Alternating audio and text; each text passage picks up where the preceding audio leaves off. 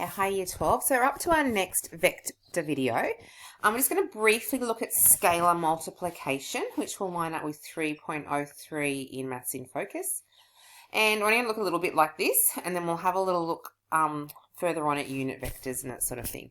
So when you multiply a vector, and our vector's called vector A here, by some scalar amount, remember scalar is just a quantity, but we normally refer to it with a Greek alphabet letter. So in this case, lambda, it would become lambda times that vector. It would have the same direction, just with a different magnitude.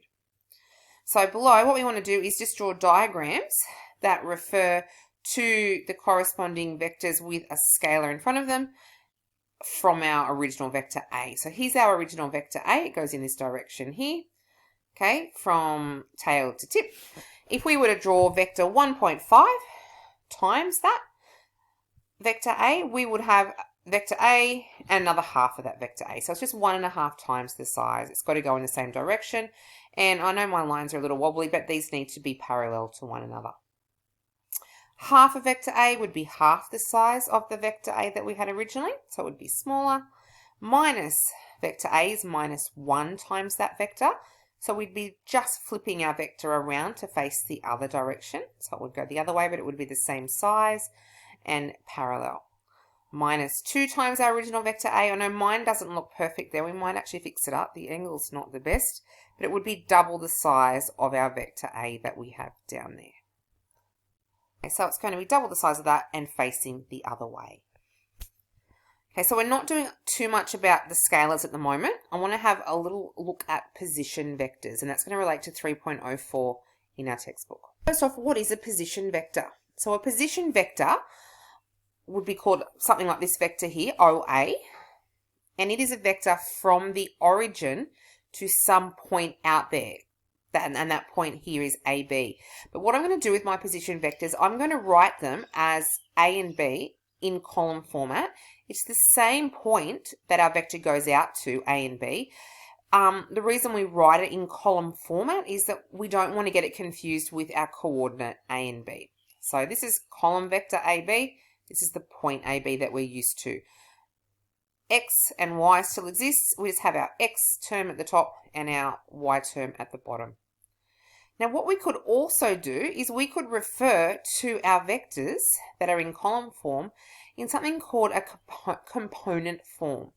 And when we split a vector up into a component form, we're splitting the vector up into X's and into Y's. And our first coordinate relates, or the first part of that component vector relates to the X term, the second part relates to the Y term, and we normally have the I relating to the X, the J relating to our Y. So if I wanted to write our position vector AB in component form, I would write that as AI plus BJ. Okay, so have a look at the example underneath, and what you've got down there is a set of vectors. We've got vector A, B, and C. Some are in position vector form and others are not. So what we want to do for each of these is to write each of the vectors in component form and in column vector form. Now in order to get to the component form, we need to have them in column vector form, or we need to think of them as a position vector. So first up, we can do that with vector A already. Vector A is in position vector form because remember our position vector is a vector from the origin. So vector A goes out to the point 2, 1. So we call that vector 2, 1 in column format. But as a component form, I can write that as 2i plus 1j, but I'm going to leave the 1 off. So 2i plus j. I'm not going to write it as an ordered pair, but I could write that in this format 2, 1. I'm going to try and stay away from that ordered pair format because it gets a little bit confused with the point. We know the point 2, 1 to be that point just there, but I think if we write our vectors in column format in this way, we won't get them confused with the point, for example, 2, 1. So that's our first part. If we have a look at vector B is currently across the top over here. Now, as it stands, we can't write that in a position vector form because a position vector is from the origin. So what we can do is we can actually think about picking this vector up and moving it down here, which we can do, and find its corresponding position vector. So that means the vector would basically be picked up, moved along, so this end point here, our tail sits at the origin, 0, 0, and then we would read off what that position vector would be. So if we move that down there, we can see that the corresponding position vector for vector B would be 2, 0. We could write that in component form as 2i plus 0j, but I would probably then just leave that as 2i. Noting that if we didn't have a j term, that would mean that it would be 0 and it would actually sit on our axis, which our b vector would if we moved it. Now let's have a look at C. C is a little bit harder because it's hard to imagine where that would happen, moving this vector C to a position vector, but we'd basically be picking that up and moving it so that this point up here, our tail would sit down here and we'd move our vector down. So the way that I like to think of it, where I don't have to redraw it, is think, well, that vector here is made up of a vertical component and a horizontal component. My vertical component would have to be moved down 1, 2, 3 positions, and that's my y coordinate. So I'd be moving my y coordinate in the negative direction 3 spots. That's where my y is going to come from. I'm moving my x coordinate across 1 in the negative direction. So my y coordinate, x coordinate, sorry, would be -1. So if I pick that vector up and move that down here, I would find that my end point where my tip is would be at -1, -3. I could write that vector as -i minus 3j in component form. So just thinking, vectors can be moved to give a position vector in that form. They are the same size and they are parallel to the original vector. They have just been moved around. Okay, let's have a look at the next one. The next part is asking us to draw vector OP, which we're going to, I've called A. I should pop a little squiggly under there. And we've got that OP as the vector 2, 2. So if you have a look at my briefly drawn axes up here, OP sits at 2, 2. So there's my vector OP, and I'm also calling that little guy there A. OQ starts at O, goes to Q, out to 3, -1. So that's my vector OQ, which I've also called vector B. And we want to draw vector PQ. So that's the line here, a vector going from P down to Q. And what we want to do is write PQ in terms of OP and OQ. Okay, so when we're thinking about what this line, this red vector PQ is, you can think of it as, well, there's a few ways. We haven't looked at adding or subtracting our vectors yet. So let's think about our triangular or our parallelogram method. So what I like to do is I'm going to think of the triangular method first. So what I've done is I've just redrawn my PQ over here. That's my resultant vector. And I'm thinking, well, how could I get that? If that's my starting point up here, where my blue dot is, then I've moved in the direction P to O and then O to Q to get my PQ. So PQ is my resultant vector. And I've moved along this direction P to O. But my vector here is O to P. So I've basically flicked that around. So I've got a negative OP vector. Okay, and that's what I've written down in there. Then I've moved from O to Q, and that's the direction that my vector is here. So I've got negative OP plus an OQ, or, nicely written, OQ minus OP is going to give me that vector PQ.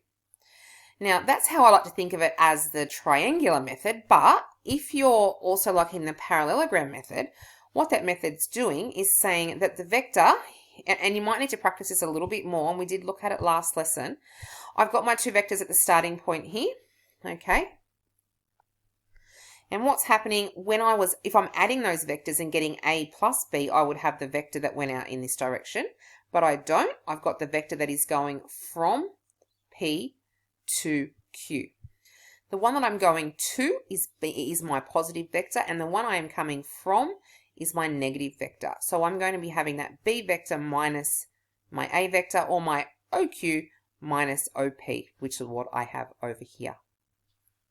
Now, we can also think of that in another couple of ways, okay? So we haven't actually got an answer,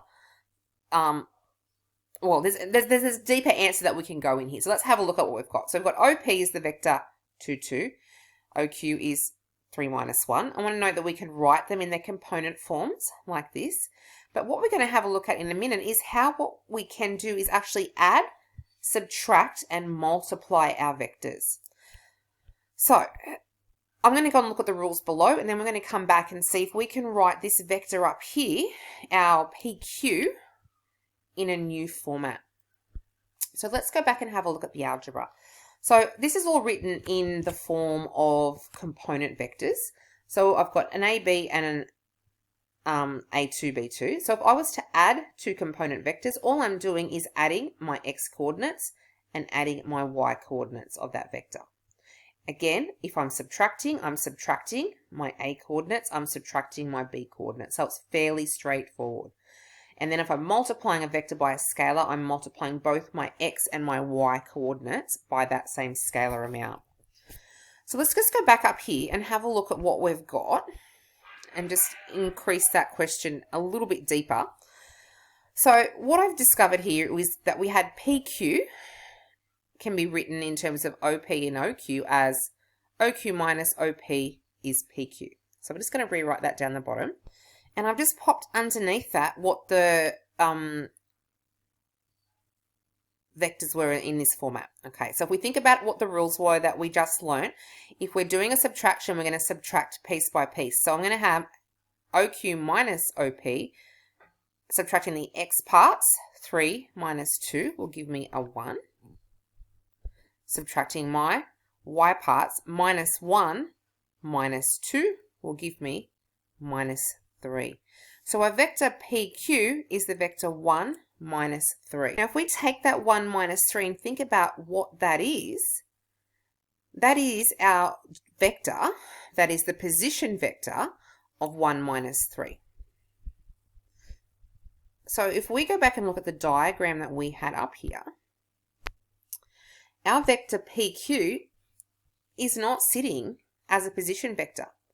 But if I was to move that vector into a position vector format, so I pick it up and I move it down here, what I would be finding was that my X coordinate that I'm going to move, I would have to move that back, minus 1, and my Y coordinate would be moved up 3. I just re-explain that because it didn't come out so well. So my Y point is currently here, okay? So what I would be having is my X and my Y point is going to get moved from up here down to here. So my line is going to sit down here somewhere. Okay, so I'm going to have an X coordinate of 1 and a Y coordinate of minus 3. So if you have a look at that, I've got a value of 1 in here. So the point there is going to be sort of moving across there. And I've got 3 that I'm going to move downwards. So that would be the position vector. So that's what that value is giving us there. Okay, a couple more things. Okay, so this one's saying simplify the following in each of the 3 forms and then results needs to be showed graphically. So these are all the same thing. Okay, we've got our component vectors, x's and y's, x's and y's. To get that result where we add them, we add our x's. So 3 and 2 will give us 5 in the x components. And our y components would be the 4 minus 2, which will give me 2 in the y components. So I could also write that as 5, 2 as a column vector, and you'll see down here that these have each been written originally as 2, 4 and 3 minus 2, in which I can add my x's to get 5, add my y's to get 2.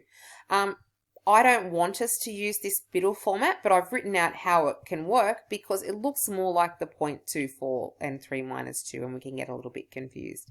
So part A and C I particularly like, and we've got 2 answers here that are actually the same, but are different formats. Now, if we were to look at those graphically, let's draw that information in there. So my first vector up here, which I'm going to call A, is 2, 4. So we're starting at 0 and we're going across 2 and up 4. There's my first vector there, 2i plus 4j. My second vector is 3i minus 2j. So I'm going to 3, I'm going down to minus 2. There's my next one. And we're saying that the answer, or our resultant vector, is 5, 2, which is 5 up to, so there's my resultant vector there that I've called C.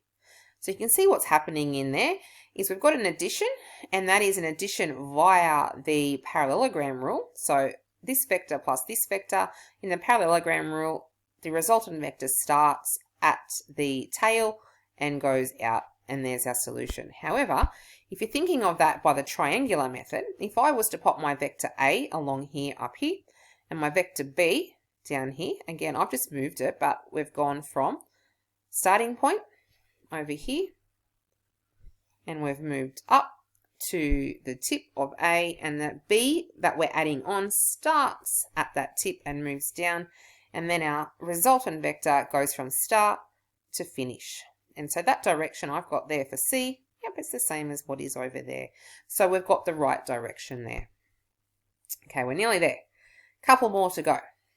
So sorry for the long video, guys. So we've got OABC is a rhombus. We've got OA being vector A, AB being vector B.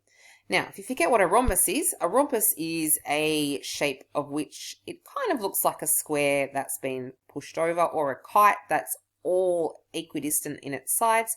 But the main thing is the opposite sides are parallel. So what I've noted in there, and mine is not perfectly to scale, but I've popped in there those two vectors, and we want to find an expression for AC. So we want to find that red vector in there. But we've got OA, we've got AB, and I've had to pop in OC and CB to make it look like a parallelogram.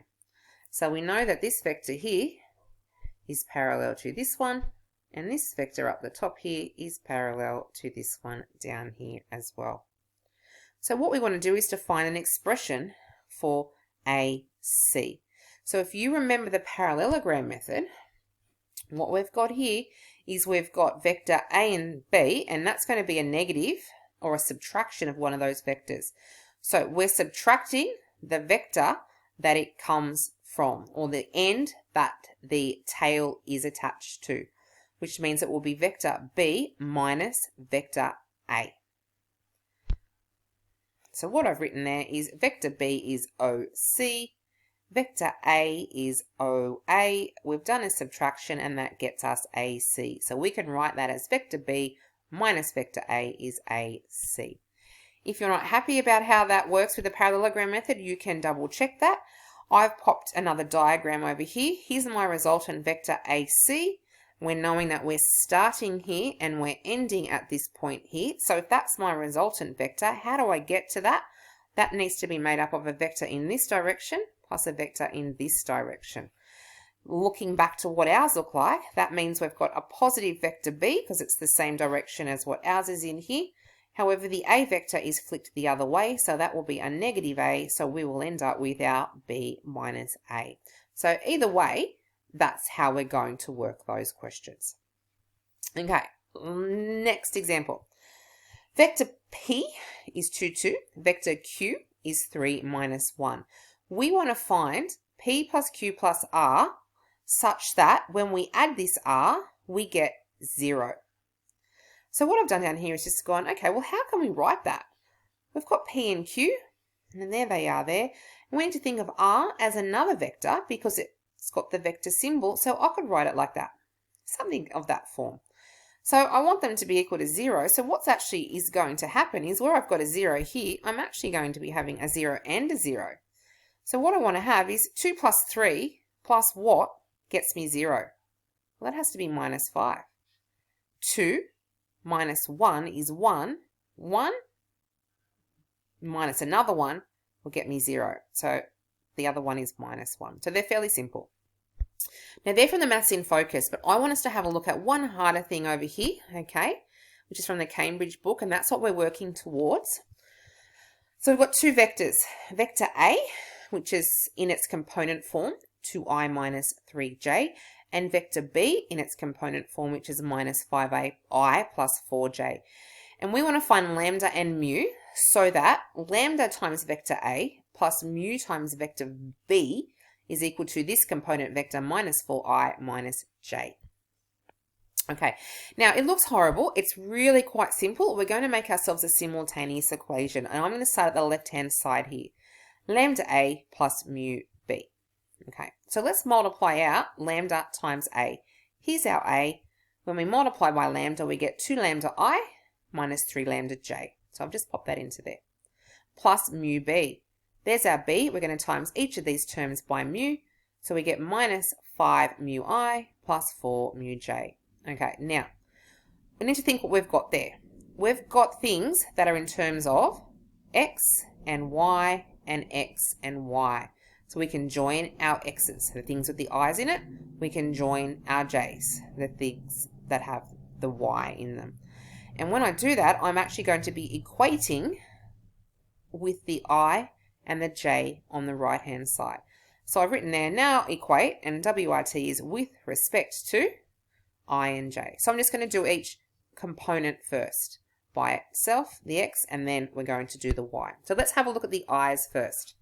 So I'm going to grab the I's out first. So on the part that we're equating to, I've got minus 4. I've popped that down there. And I'm going to pull out the I parts up here in my expanded form. And I'm going to have 2 lambda minus 5 mu. And I've written there, and that's my first simultaneous equation. If I equate the J's, up here I've got minus 1. Equating the J's here, I've got minus 3 lambda plus 4 mu. So I've got my 2 simultaneous equations. I'm not going to talk through those, but you can have a look at my working because that's fairly straightforward. I've just used the substitution method. You could use an elimination method. And working through those, I've worked out that mu is 2 and lambda is 3. So you'll come across methods like that. I really like that question, and hopefully we all can do that by the end of today.